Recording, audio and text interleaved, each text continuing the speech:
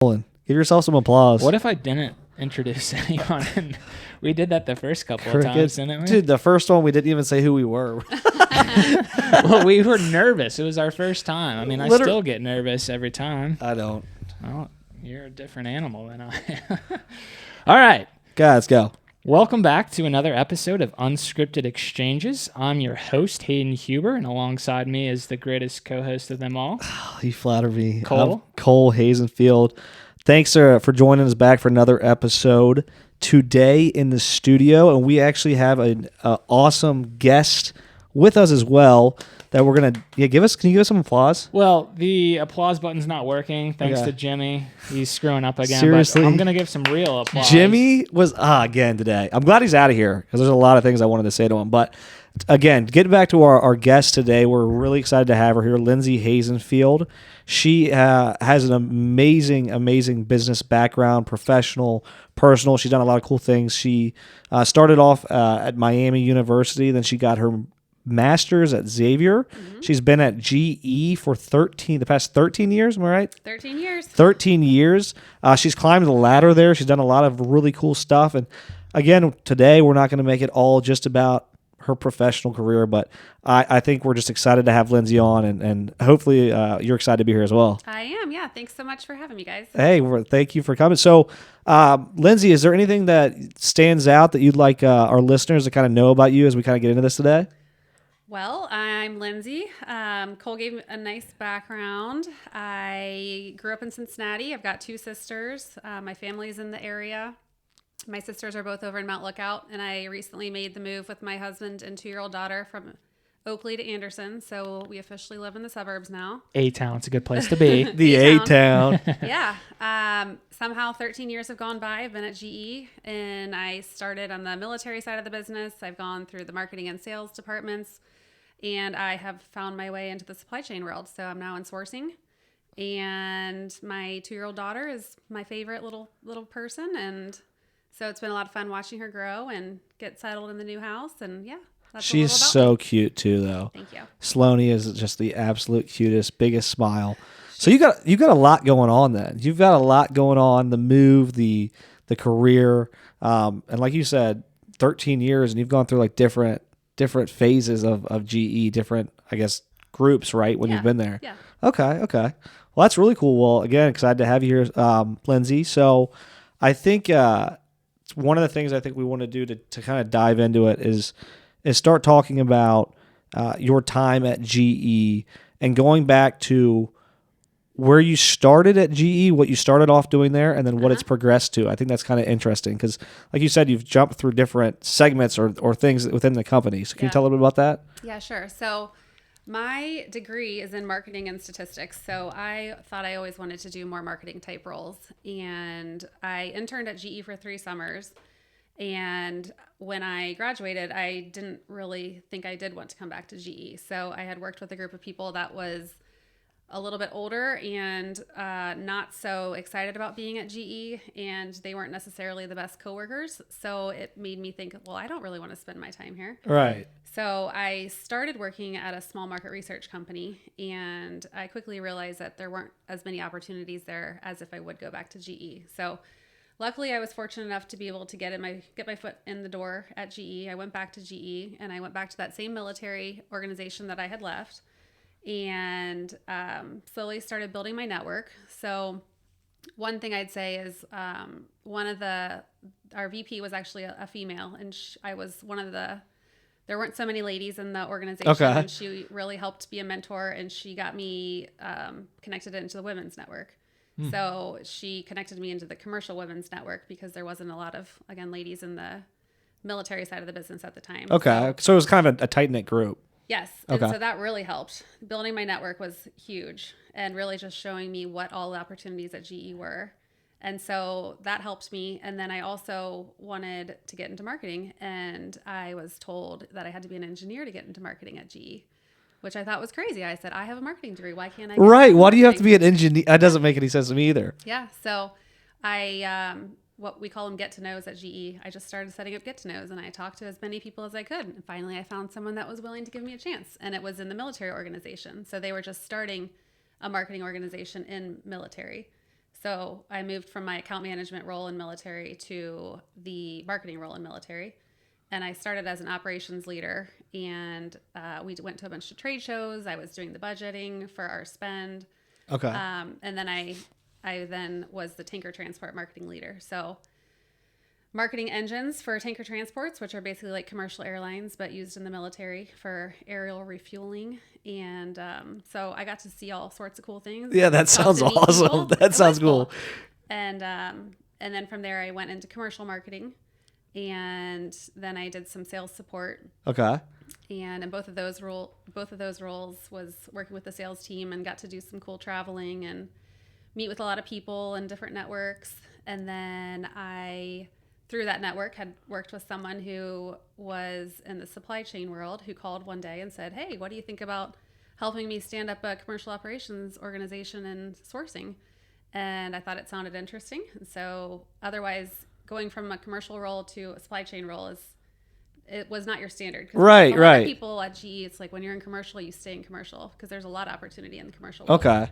So I went to supply chain and was in the commercial operations group. And then now I am the fasteners commodity leader. So my team buys all the nuts and bolts, and all of these nuts and bolts I didn't even know existed for the engines at GE. So that's a lot. I know. Yeah, that is certainly that's a lot. I was going to say something. I'm like thinking about everything she just said. I'm going like, to jump in real quick. Yeah, go for it. Because I'm like so processing it. You've got a wide variety of background or experience. Yeah. What would you say was your most enjoyable experience through all the stuff that you mentioned there? Maybe it's the most recent thing that you're working on with recency bias, but again, don't want to speak for you. Yeah, no, that's a good question. I would probably answer two ways. A lot of my roles were very process focused. So working on support and process improvement. And so when I was supporting the sales organization, I got to go to a lot of the different sales poll meetings. So I got to experience a lot of travel and meeting with different people in different countries and their cultures. And I loved that. It was at a good time. I wasn't married at the time, didn't have a little girl at home. You could travel and not have to worry about stuff as much. Yeah. I remember I was in Dubai one week. I flew home for the weekend, and I left for Amsterdam the next Monday. Wow. And it seemed really cool at the time. Right. At the time. Now you're just like, okay, now you got 15 different things to figure out. But at that time, it was all, Yeah. And now I work in supply chain, and I've only gone to Indiana one time, and I did go to California recently. Your biggest trip is like, I went to Indiana. Yep. So that was really enjoyable. And then now I really like my role because I own something. I feel like I own the purchase and the cost out and the delivery of new parts into the nuts and bolts group of GE. So I like the ownership piece of that. So it sounds like you're on the fast track to becoming CEO someday. Oh, I don't know about that. Hey, never say never. Speak it into existence. That's right. Speak it into existence. Well-rounded. That's so I'm gonna come back to the comment you made about how you had these different parts. So Caden, you asked her, hey, what was kind of stuck out as like your favorite role or like responsibility there? And I liked the answer you gave because you were like, well, there was different roles I liked at different times for different parts of my life, right? You're like, well, I loved to it was cool traveling and getting a different culture, but I also like didn't have a lot of responsibilities. So you were in a different phase of your life, and then moving into now, it's interesting. You're saying the ownership of that purchasing, that sourcing, that kind of like that whole organization, right? That organization of the nuts and bolts and the supply chain side of that, right? Right. But did you start? It sounded like you kind of one of the spearheads for that segment of the business because you went from commercial to supply chain, and this was like a new group inside of GE. So the sourcing organization is divided into 6 or so main commodities. So ours is the shared hardware, which used to be called small parts. So it basically is small parts. Okay. And we used to have one person that did what is now 5 roles. So I'm in one role. There's 4 others that have the same role. And so I would say the lady that had it before us, I don't know how she did it, but she was she was a machine trying to stay afloat. Right. And so we've all been brought in to actually put some strategy and a little more rigor behind all of this. So they took her role and said, hey, let's split it up. Let's be more specific about each individual segment. Yep. And make it more efficient, right? Make it more productive. So and that's pretty interesting. It is. So and it's exciting. Figuring it all out. Right, right. It's that little bit of like, it's exciting to start something new and be a part of that. But I'm sure it was like a little stressful at the time too, when you were just getting into that role. It was. I had Sloan, January of 2020. I was headed back into work in April of 2020 and the pandemic hit. Oh, and I thought, I missed out on my opportunity to work from home because, that 2-week time when everything was shut down. Right. And then it was, actually, it's going to be a lot longer than 2 weeks. I never went back to work. It just continued. I mean, you're the same as a lot of people. It's like, I was expecting to go back, and then it just never happened. No, I didn't meet my team it was actually a little bit embarrassing. I met a supplier the same time I met my team at one point because no one was going into the office. And we were having a supplier meeting and half the team was there and it was, hey, it's so great to finally meet you. Right. That's hilarious. I've heard a lot of stories like that where it took just so long to finally meet people in person with everything going on. Yeah. Certainly. Yeah. So it was an interesting start, but I think it helped our team be a lot more cohesive and just a lot of people were in the same boat. It wasn't just standard working anymore. It's right. Changing and being more flexible and communication's super important too, right? Oh yeah. Because you can like we talked about this before, but you can totally ignore people when they're not in your face. So that must have been like challenging for you to like figure out how to navigate like communicating, working with a team, taking on this new role. Obviously having Sloan, that's a lot. It was a lot of change, but good change. And I would say one thing I did was I made us, our team, I made them do like a get to know kind of thing in our weekly meetings. So I had a little template and it was 5 questions, or I guess it was like 10 questions. And it was, okay, you're going to answer 5 of them. And then I'm going to do some rapid fire questions to you. And I just want you to share a little bit about you and your interest. And so then the team got to know each other better because it was kind of like, all right, we're not going to go back into the office. So let's figure out a way that we can start getting to know each other better. Right. Virtually. So you had touched on that you found a mentor early on. What would you say is some good advice for like networking and reaching out to, people that you want to grow with and learn from? That's a good question too. I would say in the beginning, I looked for more formal mentorship programs and I would say those were a little bit forced and I never got a great mentor from that. Yep. The Women's Network helped me immensely. It was uncomfortable at times because I didn't know people. Right. But I think as soon as you make that 1 or 2 buddies that you're going to start going to events with, or in my case, I wanted to take a leadership position, and that is a little bit easier than once you're in one of those positions to build connections. So, because typically you get partnered with someone or a group of people to be in that subgroup with, and so that was helpful. And so the Women's Network was really helpful. Are you still involved in a Women's Network, or maybe it's called something different? So I am my least involved that I've been throughout my whole 13 years at GE. Well, you've got a lot going on, as Cole mentioned. I think that's part of it. And the pandemic too, there's not as much going on. And I do honestly think being in some of the roles that I was in within the Women's Network, you kind of do your time and then let someone else do their time. Sure. But I should be more involved. I think one thing is...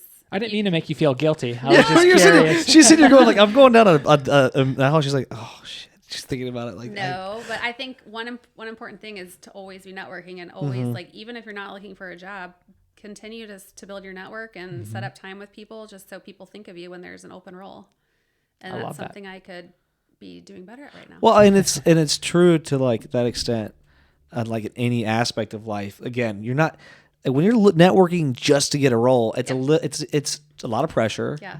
It's a lot of overthought. It's a lot of like, it's not as genuine than if it's like that, be curious and put yourself out there, and you never know where that next role or next opportunity is going to come from, right? So if you're meeting a lot of people and you're sharing your genuine like excitement or genuine curiosity with them, you never know when 5 years down the road or 10 years you run into them again or something comes up and there's an opportunity that comes a knocking that they said, oh, I remember Lindsey. Right. Yeah. So I like that point because it's networking is, again, I think people overanalyze that word too. Like, oh, like I'm not good at networking. It's like, don't overthink networking. It's just meeting people Right. and getting your name out there. Right. It doesn't have to be like, hey, it's not like speed dating. We have to go sit in front of somebody and hand them a card and say, Right. There's multiple ways of doing it, is what you're getting at. Yeah. Yeah. At GE, we call it playing in the off season. Oh, fancy. Yeah. Okay.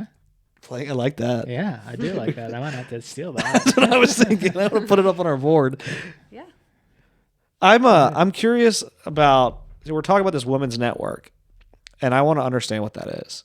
Like, you've mentioned it several times, and you just asked a question about it, but me having 2 daughters, Lindsay, like I'm excited to see a woman like you that's on here, that's motivated, that's also like taking the steps to not let being a woman in the workplace like keep you're like, I got involved in women's network to help me move forward in that.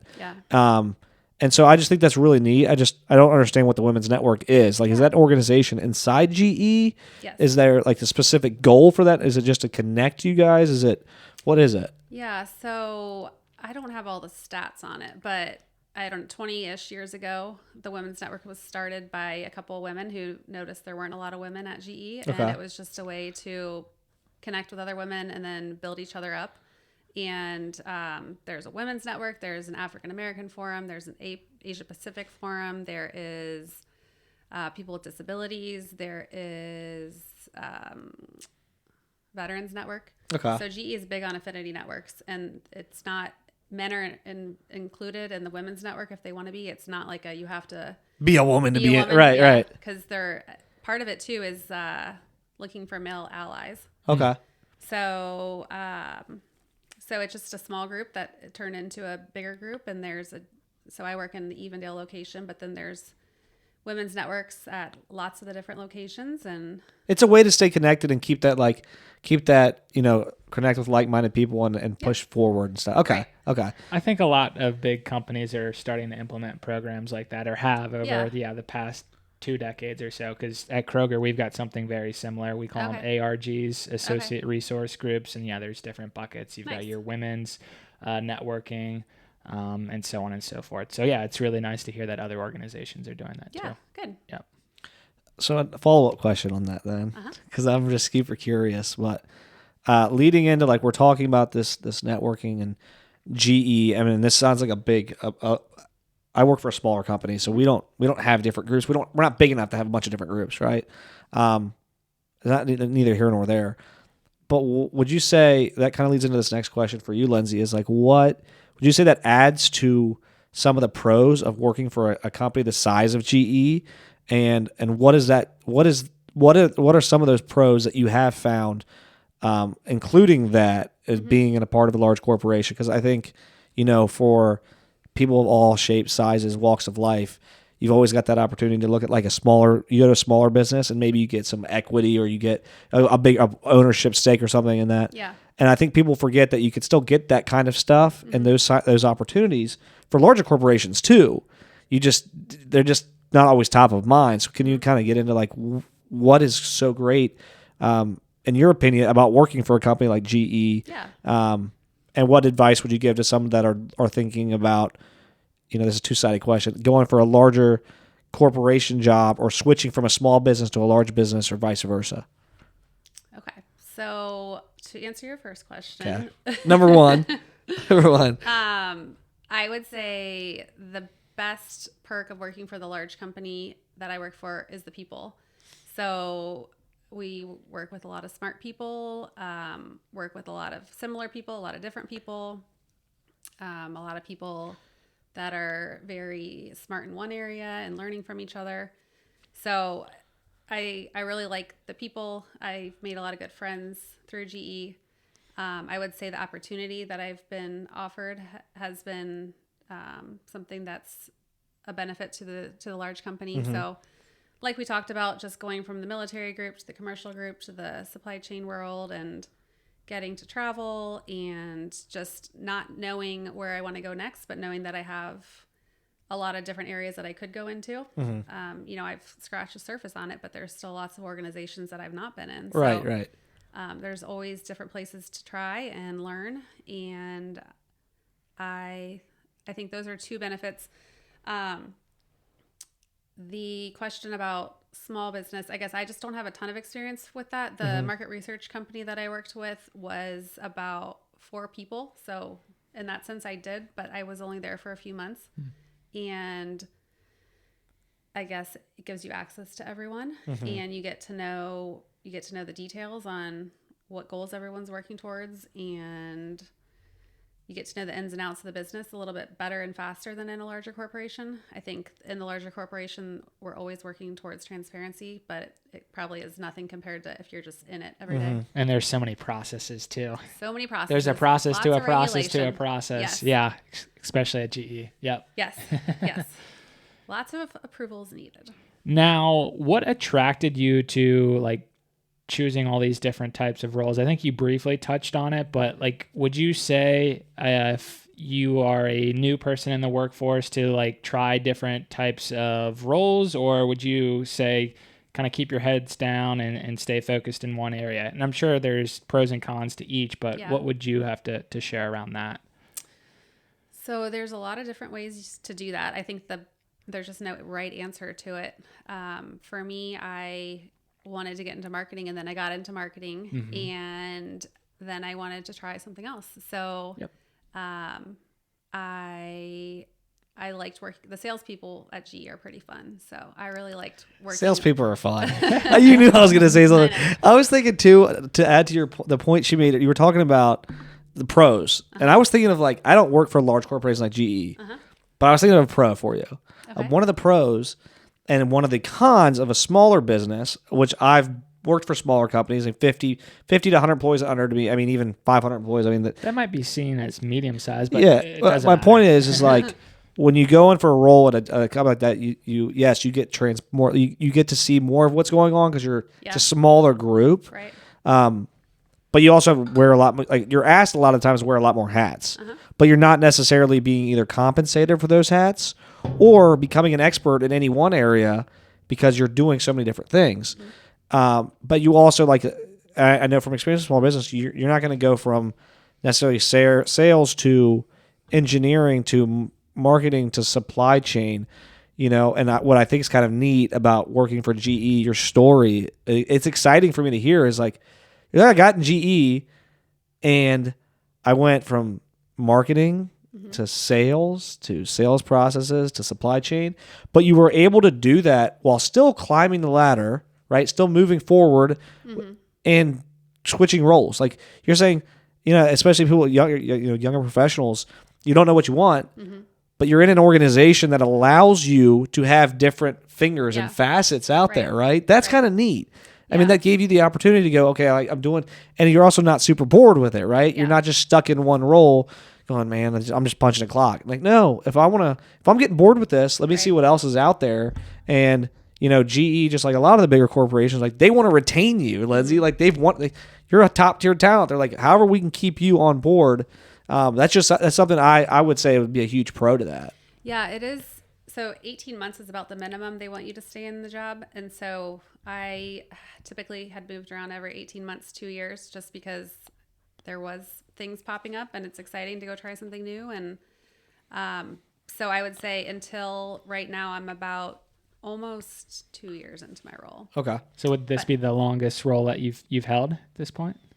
Pretty much. Okay. Yes. My marketing role, my military marketing role, I was in for 3 years, but I had done the ops part of it for 2 years, and then I had the tanker transport part put on for that 3rd year. So yes, being in this role and not looking for something right now, but I think that for me, I again have the 2-year-old daughter, and I still think there's a lot of things I can do in this role, and there's more learning, and I don't feel the need to go run off and do something new just to do something new. So I think there's time in your career to do that. And then there's times when it's okay to stay put. Right. Just depends on what phase of life you're in and where you're at mentally. I mean, if you're super bored, you don't want to get up and go to work, maybe that's a different thing. But if you're happy with it and you're moving forward, you're seeing that progress. That's cool. That's interesting. One other thing I'll jump in with, Cole, is I don't think everything needs to be seen as a stepping stone or like a promotion. It's all right to take that lateral move if you want to try something different, especially if you're miserable in your current role, or maybe you're not miserable, but you want to just branch out and learn something new, which might be similar to some of the stuff that you've done in your previous experiences. So I didn't want it to just sound like to the viewers that you've got to always look for that next, promotion, which is good. Don't get me wrong, but it's certainly all right to, take that lateral move as well. Well, you're right. I mean, you got to do what's going to make you happy and fulfilling, right? At the end of the day, I mean, even if it's a risk, if it's a risk, whether it's jumping a new role, you have nothing, you don't know what the hell you're doing, or you're jumping into a new business or whatever. You're just, So I didn't mean it that way, but thanks for calling me out. I'm good at doing that. Yeah, seriously, man. Someone has to do it. Yeah, he just takes me down a notch. Jimmy's over there. Someone's got to stop check looking you, at me, you know? Jimmy. God, I swear, Jimmy's been eyeballing me the entire time. So, Lindsey, what advice would you give to someone new to the workforce or just about to enter the workforce? So I would say the two things that come to mind. One is that you need to do your job. You need to do your job well, but doing your job is not what's going to get you noticed. So get involved in those extra projects or those extracurriculars. It's really good. So we've got councils are the cool thing right now at GE. So there's a commercial council, a delivery council, a quality council, a kind of process council, and a culture council. So GE is big on listening to the employees right now. And so I am involved in one of the councils, and I would just say if there's an option like that, get involved in one of those. There's got to be all sorts of things that you can, it doesn't have to be a specific council. It can be a special project. So do your job. Like Cole said, communication is key. Just communicate with your manager and your peers. Make sure they know that you know what you're doing and you've got it taken care of. They can trust you. They don't need to worry about you. And the other thing I was going to say, I'm blanking. I think it was probably going to be to network.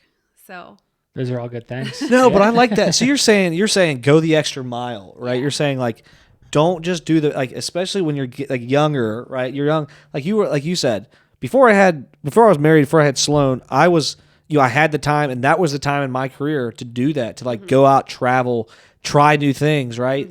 And I think that's great advice. Like, get out there and I'd never heard that before. I believe that I've never heard it said so simply. Is like, do your job, do it well, but don't just do your job if you want to get noticed. Yeah. Like, you've got to set yourself apart and be aggressive in going after new opportunities, new ways to get involved. Right. And quite frankly, there's so many facets.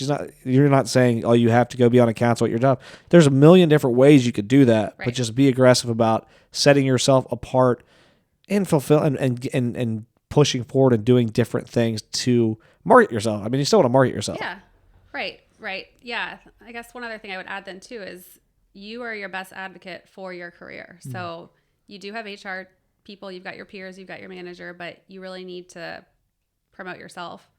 And you got to look out for yourself too. So sometimes someone will come knocking on the door and say, hey, I've got a new role for you. Can you come do this? And other times you've got to seek it out. So you got to take care of yourself. And you can do things, like you said, to prepare for that. Like you said, to market yourself. Like, you can go out and say, okay, if this is where I want to go, what would make me look better than every other candidate? Is it going to get this certification or being part of this group or doing this? Right. Yeah. Be your own advocate is what you're saying. I like that. Yeah, I think it's easy for a lot of people just to get caught up in doing I'd say bare minimum or just the basic requirements of their job. And if they're trying to, make that next step in their career, it's like you got to go above and beyond that. Right. Like you said, networking, getting involved in other, leadership opportunities, whatever that might be explicitly. But yeah, just doing your basic job duties isn't always going to set you apart from someone else that probably wants that same role that you're trying to get to. Yeah. And I really noticed that recently when we did peer reviews this year, and none of my peers said, you did a great job doing your job. They said, you did a great job with this project or with this council. So that's what people remember. They weren't like, yeah, you did really good at that order. Yeah. You did a great job typing up that email on January 1st. That was the best email I've ever seen. Exactly. Oh, I still don't remember that. I wish I remember all the specifics about something one of my first mentors at Kroger had shared with me. It was another business philosophy, very similar to kind of what you described, Lindsey. with just going above and beyond. And I want to say it's called like PI. It's an acronym, performance. I don't know what the I stands for. The E sticks with me to this day. Exposure. It's all about exposure. I is image. Thank you. Right? Yeah, I guess the I and the E kind of play off of one another, but that really Never heard that. was a great piece of information. Like your performance is one thing. You got to do the basic job duties, but like how are you setting yourself apart? How are you marketing yourself? How are you networking? Are you getting out there in front of people? Are you joining these councils? And that was something I'm like, wow, this is really important information, especially as someone that's very ambitious. Like I want to, move along in my career. Like if I'm just doing X, Y, and Z, which is, the given, like how do I go above and beyond? Right. And that's where I started to get more involved in other, areas outside of just my immediate role. Yeah. Nice. That's super rich. I like that. I'm going to start performance image. I've never heard that before. I'm glad you brought that up. I haven't heard that for a while. But Yeah, it's been a minute, right? Yeah. Yeah. So I want to make a point that we're not necessarily, just for our listeners, we're not necessarily saying like, oh, you've got to go after like just move up the chain or don't move at all. This is great advice for like any aspect of life. Like get involved, find ways to market yourself, because again, if you want to move forward in life and keep the wheels turning, this is just really good advice for keeping momentum in the right direction in any aspect of life, not just your career, but whether it's personal, professional, spiritual.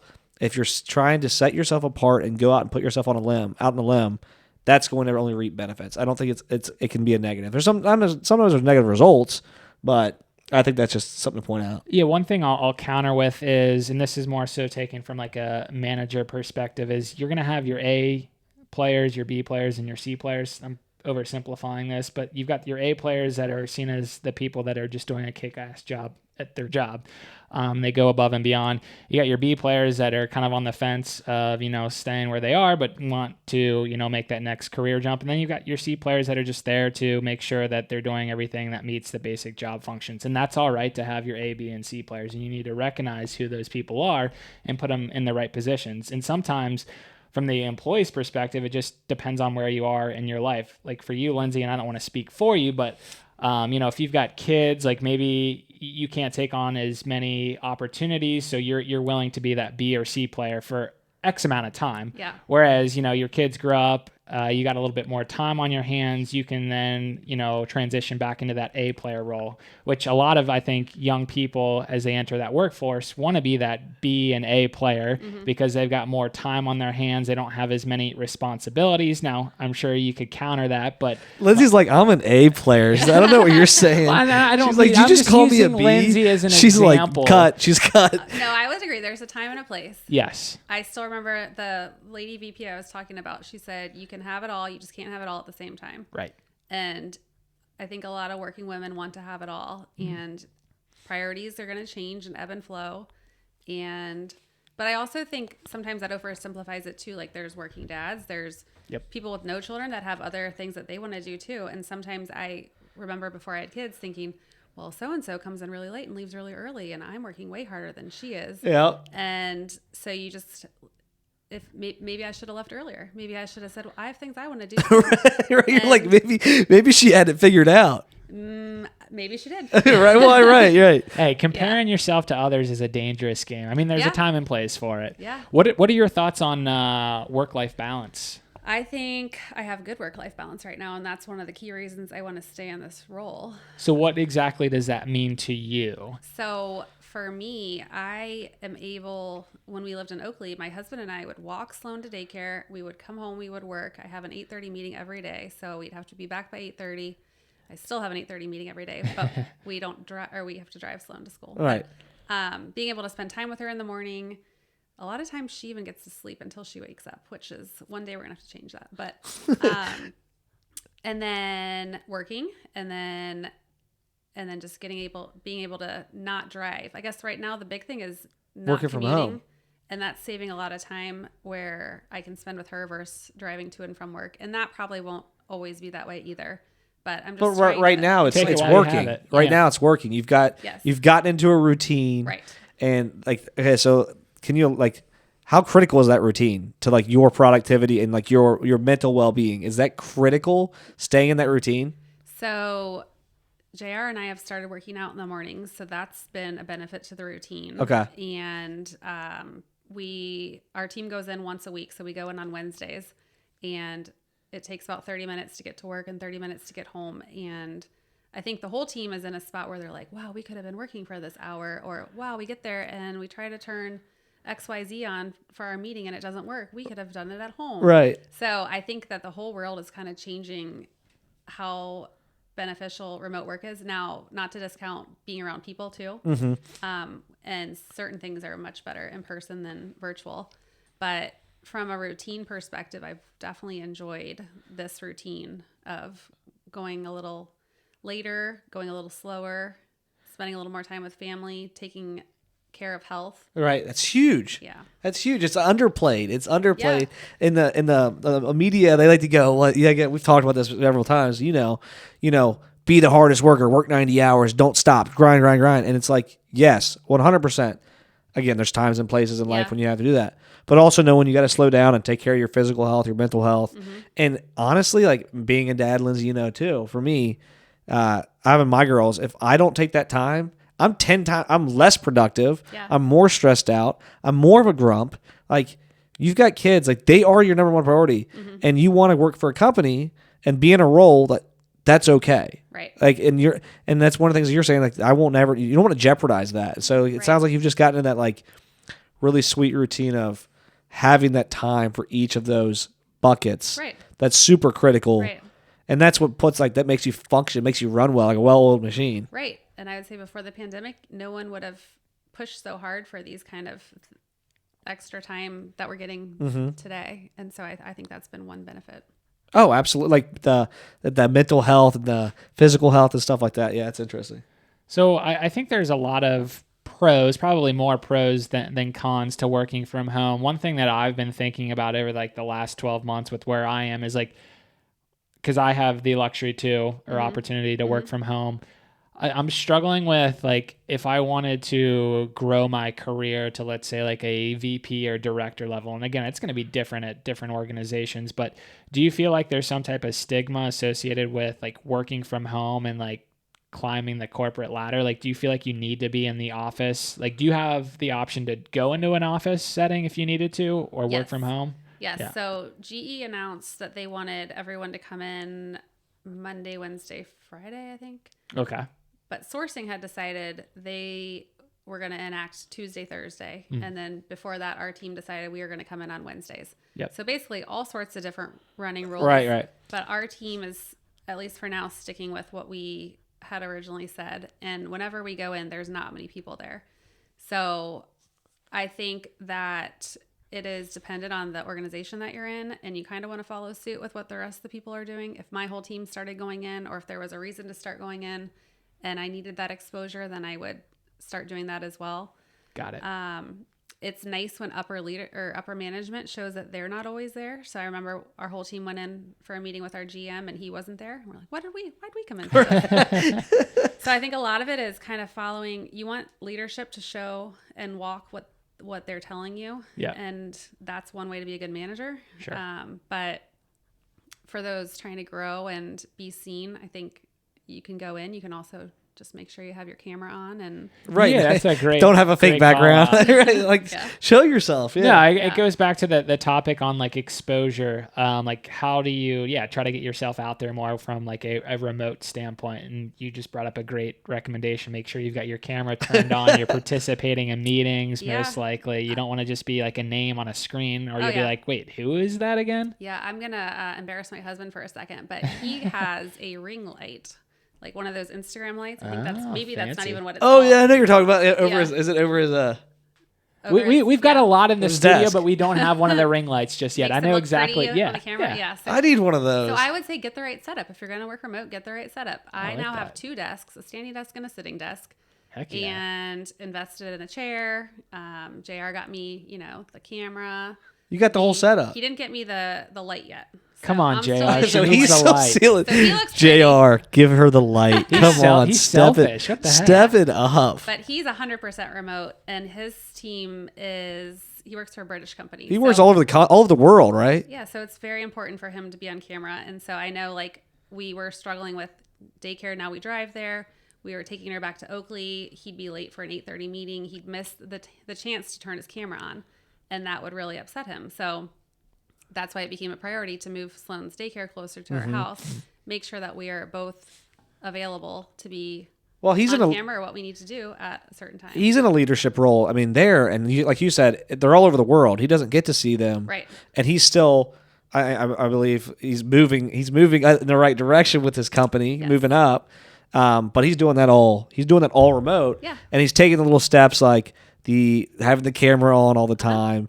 Probably, I know I've talked to him, like having some different meetings, like stuff like that. So it's interesting, like you said, the bigger companies are adopting and adapting to that. Yeah. So just the way, like the exposure aspect of it, like how do you make sure you're still getting that connection and putting yourself out there? I think there's ways you can be creative about that without necessarily sitting in the same room with somebody. Right. And one thing he told me is his teams, like his Microsoft Teams, will partner him with another exec to talk to once a week or once a month. And so he goes and sets that meeting up and has that conversation. And he says half the people he talks to, like, they get that same connection, but they don't go initiate a meeting.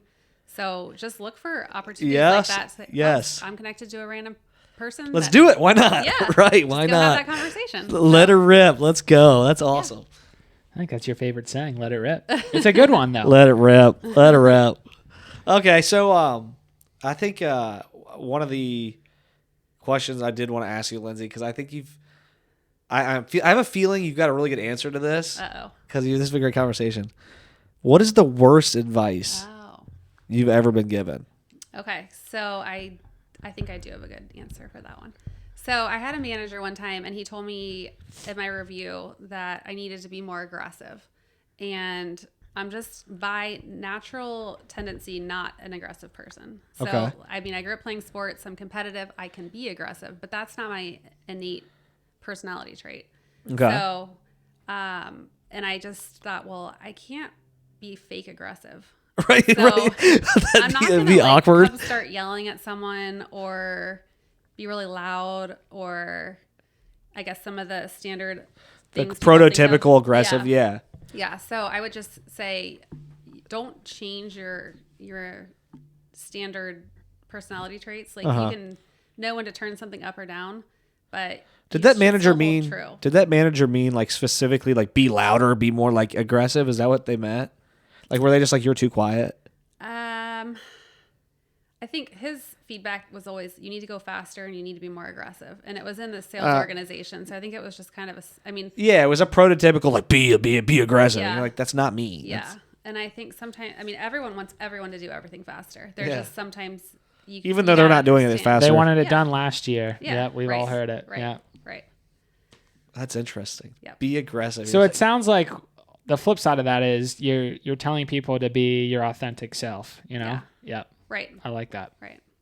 Yeah, and hone in on that, right? Sometimes they say like, yeah, there's that balance of like, yeah, you want to like make your weaknesses like make them a little better, right? You don't, but also like focus on your strengths. Like you're saying, be authentic to who you are. Right. If you're not an aggressive person, which I can't fit in that vote, but if you're not an aggressive person, don't be aggressive. Right. On the flip side of that, I don't think I should be like, oh, since I'm aggressive, I should be more aggressive. Yeah.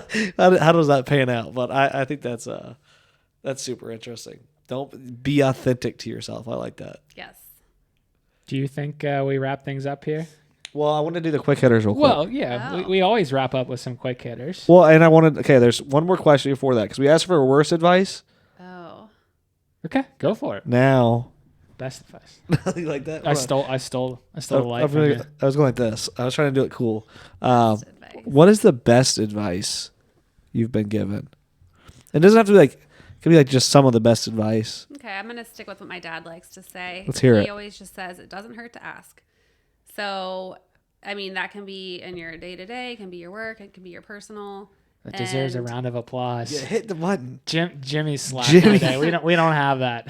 Yeah, and there's just lots of times where it's like, well, you could walk away or you could just ask the question or you could do it in a work setting, like after an interview or after a project, after a presentation. Well, what's the Lots of worst that's going to opportunity. happen, right? Yeah, yeah. Exactly. People That is hate the word no. Yeah. People hate the word no, but no's not that That is bad. essentially the worst thing that happens. I know. You're right. Yeah, people hate that though because it's rejection, and people like we're programmed to be like, oh, I'm just not gonna ask because I don't want to be rejected. Right. A lot of the times you've probably experienced it. That's probably why you love that advice is that when you've asked, you've actually got what you asked for, Yes. and it's like if I would have never asked, I Yes. would have never gotten it. Right. Because like just like employers, friends, family, they can't read your mind. So if you don't ask them something, they're not going to just go, okay, I know they want to drive my car down the street, so I'm just going to tell them to drive it. No, they don't know. They have no idea. Yep. You're Say, hey, can I right. take your car for a spin? Sure. Right. Right? Or no. The answer is no. But I just think that's really cool. That's really cool. So I want to hit with the quick hitters real quick. Yes. Real start. quick. Okay. Real quick. Go ahead. Skyline or Gold Star? Definitely Skyline. That's easy. Okay. Day or night. And it can be both, but Day. I would say I can't stay up too late these days. But what do you mean by night? Is night like 6 to 9? like, do you enjoy? Evening, day or evening? Happy hour time. Yeah, Yeah. it sounds like you enjoy happy hour. Is it happy hour? It's 5 o'clock Yeah, somewhere. that's not my favorite time. Coffee hour too. I like coffee hour. All right, all right. Okay, beach or lake? Probably beach. Okay. What was some of the other ones we had? Winter, summer. Winter, summer? Summer for sure. Okay. Yeah, it's too cold here right now. Yeah, I don't have anything else. That was the last one I can I think think of. the last one was Bengals. Oh, well, the Bengals or the Bengals. Are you hyped about that? Oh yeah, yeah. I got my nails done for it. I sprained my ankle when I was jumping. I was so excited. He laughed. Okay, Amanda got it on video, and I was jumping up and down. And I like the second time, she was like, "We're all like screaming," and I like went to my knees, and I was like limping back to her. She's Aw. like, "Get out of the camera view." I was like, "Thanks." Yeah, Poor Amanda. injured on the play. I was worried that you weren't going to be able to. You come know in. what? I'm glad I got injured and not like one of our Bengals players though. Yeah. Like I took one. Basically, I am a Bengal. Thank you for taking one. Yeah, I took one for the team. I basically is shout out Joe Mixon, by the way. I really want you on here, and Joe Burrow. So One day. shout out, they'll be on here. Yeah. I've already reached out to you. Check your Instagram. And any score predictions, real quick, for the Super Bowl? Obviously, the Bengals win. Let's but hear it, Lindsay. Yeah. Break it down for us. You'll become internet famous if you get this right. 21-14 Bengals. All right, I like that. Low scoring. Go ahead, Hayden. You want me to go second? All right, I'll go 31-27 Cincinnati. Oh, you guys had a really good spread there. Let's go. Last time you were like 50-49 Bengals over Chiefs. I'm like, that's way too high. 39 He's still going to high. 42 Bengals. Went on a McPherson kick. All right. The right, rookie. McPherson. McPherson, Walk-off baby. again. I like it. Well, hey, thank you all for tuning in to another episode of Unscripted Exchanges. We want to say thank you once again to Lindsey Hazenfield for joining us. It was a great episode. Thank We'd you. love to have you on again. Can learn a ton from you. So, again, thank you to all. Please reach out to us at unscriptedexchanges@gmail.com. We are continuing to build out our backlog of guests. We've got quite a few on the docket here for the next couple of months. But as always, enjoy the week, and we'll talk to you next time. Thanks for joining. Thank you Thanks so for much, having Lindsay. me, guys. That was fun. That was great. Thank It was you, great. thank you. Bye. Bye. Bye.